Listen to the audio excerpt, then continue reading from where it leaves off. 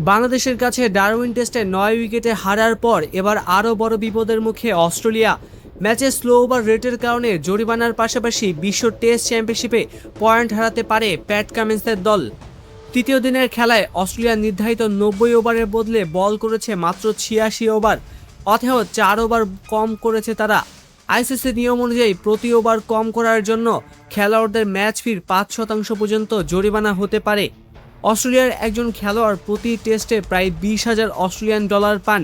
সেই হিসাবে প্রতি কম ওভারে একজনের জরিমানা প্রায় $1,000। 4 ওভার কম করায় 11 খেলোয়াড়দের মোট জরিমানা দাঁড়াতে পারে প্রায় 44,000 অস্ট্রেলিয়ান ডলার, বাংলাদেশি টাকায় প্রায় 38 লাখ টাকা। তবে এখানেই শেষ নয়, অস্ট্রেলিয়ান বিশ্ব টেস্ট চ্যাম্পিয়নশিপের 4 পয়েন্টও কেটে নেওয়া হতে পারে।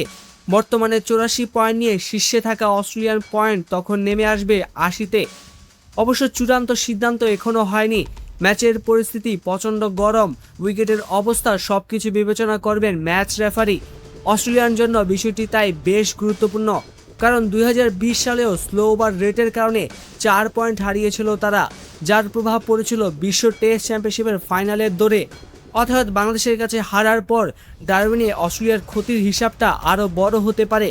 হার, জরিমানা আর সঙ্গে বিশ্ব টেস্ট চ্যাম্পিয়নশিপের গুরুত্বপূর্ণ পয়েন্ট হারানোর শঙ্কা।